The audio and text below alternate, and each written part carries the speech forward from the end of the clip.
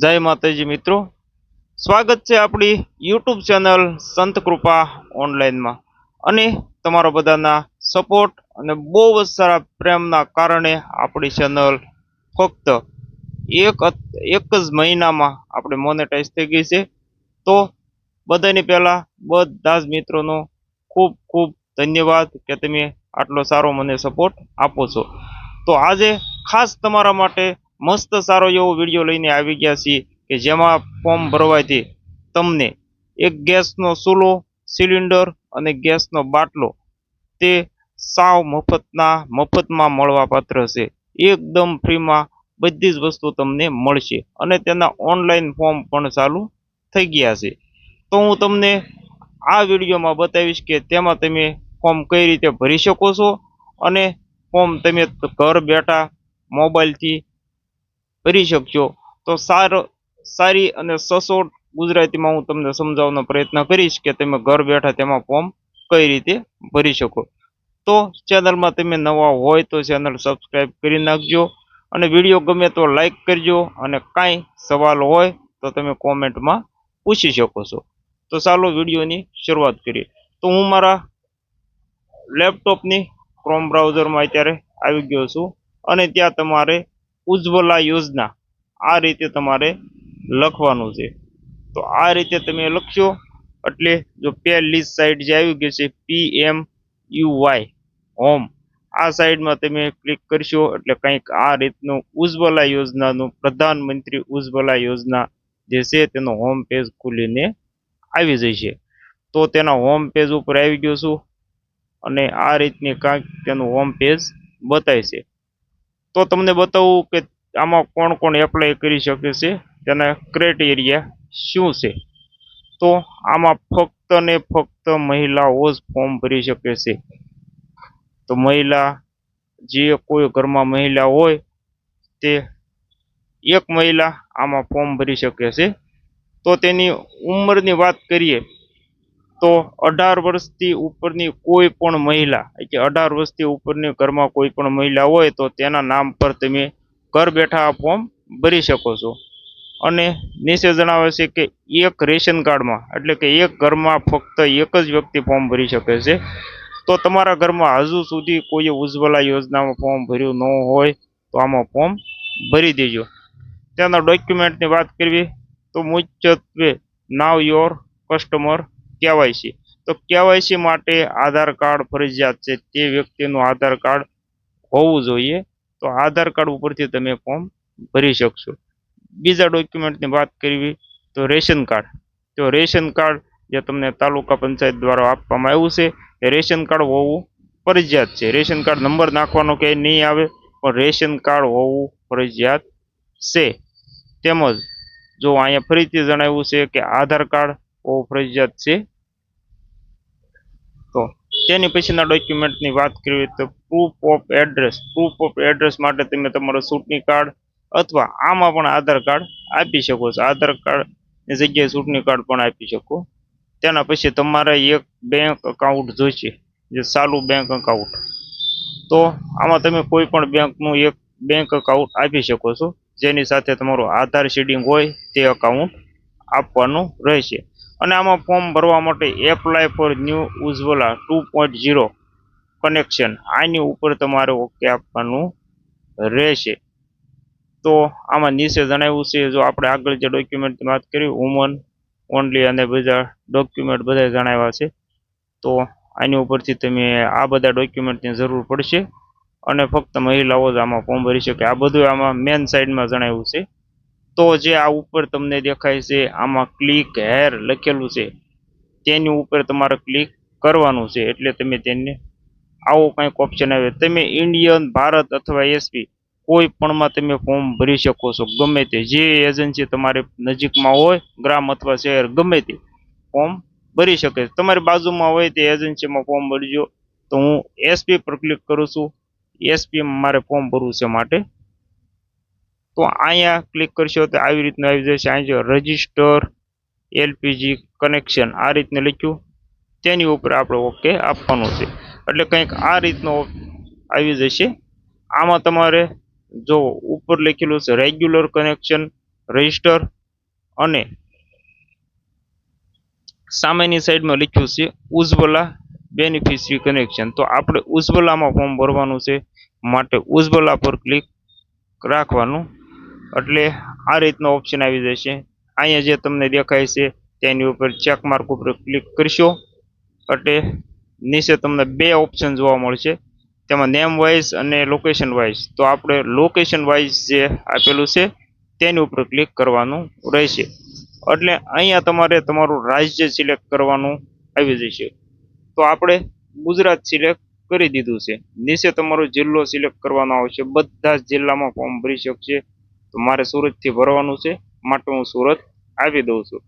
તો સુરત આપ્યું એટલે જે કાંઈ સુરતમાં એસપી ગેસની એજન્સી છે તે બધી જ એજન્સીના નામ આવી જશે. તો અહીંયા મારે જે એજન્સીમાં ફોર્મ ભરવાનું, જે ઘરથી નજીક કઈ એજન્સી છે તે જાણી લેવાનું રહેશે આપણે જઈને. તો અહીંયા જે મારી બાજુમાં એજન્સી છે તેનું એડ્રેસ મેં તેની ઉપર ક્લિક કર્યું તો આખું તેનું એડ્રેસ મેં બ્લર કર્યું છે પોલિસી માટે.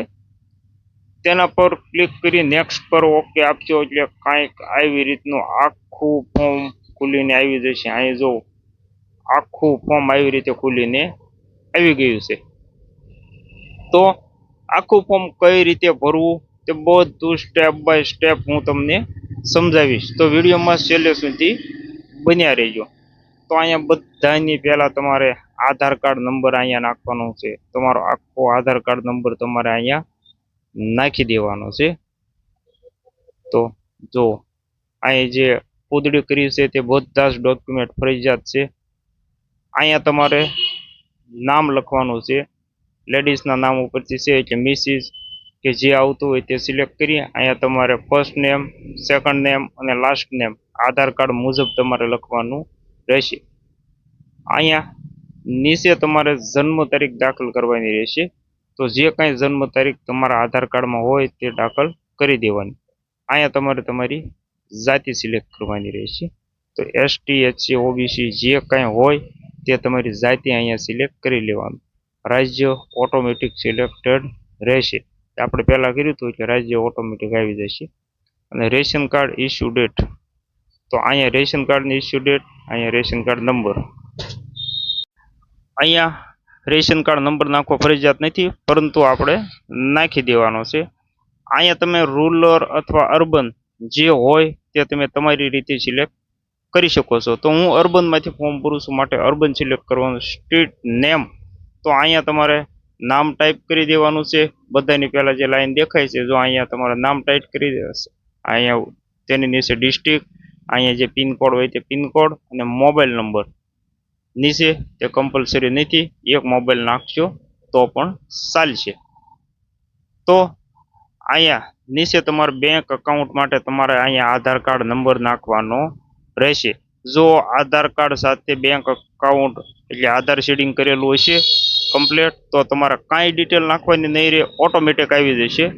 તો અહીંયા નથી, તો અહીંયા તમને સમજાવી દો કઈ રીતે શું નાખવાનું છે. આઈએફસી કોડ અહીંયા તમારે નાખવાનો છે, જે બેંકની ડાયરીમાં લખ્યો હોય તેના ઉપર નાખજો. અહીંયા કન્ફર્મ આઈએફસી કોડ એટલે બીજી વખત આઈએફસી કોડ લખી નાખવાનો છે. અહીંયા bank account number, bank account number ડાયરીમાં જોઈ અને તમારે નાખવાનો રહેશે. અહીંયા કન્ફર્મ એટલે બીજી વખત નાખી દેજો. અહીંયા ડાયરીમાં જે રીતે તમારે નામ હોય તે રીતનું નામ લખવાનું રહેશે. તો બધું સાચવીને સારી રીતે નાખજો, કારણ કે તમારી સબસિડી આમાં મળવા પાત્ર છે. તો અહીંયા તમારે આપણે 14 છે તે સિલેક્ટેડ રહેવા દેવાનું છે, કાંઈ આમાં છેડખાની કરવાની નથી. પછી અહીંયા તમારે કોઈ પણ એક એડ્રેસ પ્રૂફ આપવાનું છે. તો પહેલાં કીધું તો વોટિંગ કાર્ડ પણ આપી શકો, ડ્રાઇવિંગ લાયસન્સ, કોઈ પણ વસ્તુ આપી શકો છો. પણ આપણે અહીંયા પણ આધાર કાર્ડ સિલેક્ટ કરી દેવાનું છે, માટે બીજા ડોક્યુમેન્ટની જરૂર પડે નહીં. પછી અહીંયા ઉપર તમારે જે કાંઈ તમે આપ્યું હોય ડોક્યુમેન્ટ, તે ડોક્યુમેન્ટનો નંબર અહીંયા લખી નાખવાનો રહેશે. તો આધાર કાર્ડ આપ્યું તો આધાર કાર્ડનો નંબર લખી નાખવાનો.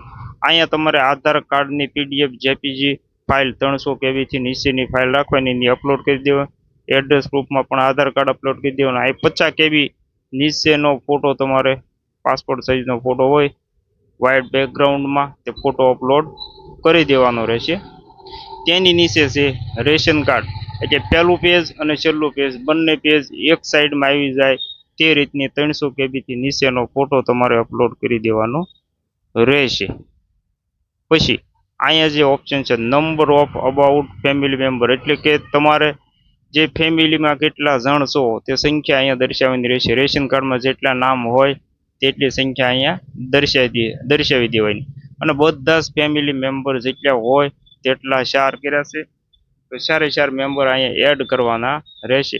તો સન હોય કે જે કાંઈ હોય તમે આ રીતનું લખી અને અહીંયા જે તમારે છે ફેમિલી નેમ ઓફ ફેમિલી અહીંયા નામ લખવાનું, અહીંયા તેનો આધાર કાર્ડ નંબર, અહીંયા જન્મ તારીખ જે રીતના આધાર કાર્ડમાં હોય તે રીતે, અહીંયા તેનું જેન્ડર સિલેક્ટ કરવાનું છે, મેલ ફિમેલ જે હોય તે લખી નાખવાનું.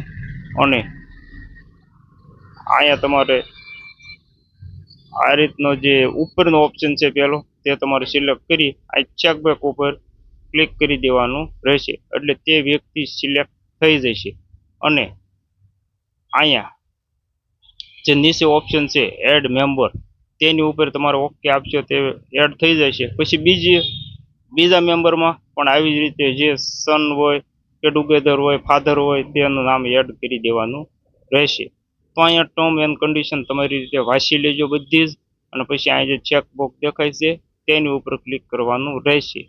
અને જે કેપ્ચા દેખાય છે તે કેપ્ચા અહીંયા ફિલ કરી નીચે સબમિટ પર તમારે ઓકે આપવાનું, એટલે તમારું ફોર્મ કમ્પ્લેટ આખું ફોર્મ તમારું ભરાઈ જશે. તો અહીંયા મારું આખું ફોર્મ ભરાઈ ગયું છે. આવી જ રીતે તમે ઇન્ડિયનમાં અને ભારત ગેસ જેમાં પણ તમારે ભરવું હોય તમારી બાજુમાં જે પણ એજન્સી હોય તેમાં તમે તમારી રીતે ફોર્મ ભરી શકો છો. તો આજના વિડીયોમાં બસ આટલું જ. જો વિડીયો તમને ગમે તો વિડીયો લાઈક કરજો, કોમેન્ટ કરજો અને ચેનલ સબસ્ક્રાઈબ કરવાનું ભૂલતા નહીં.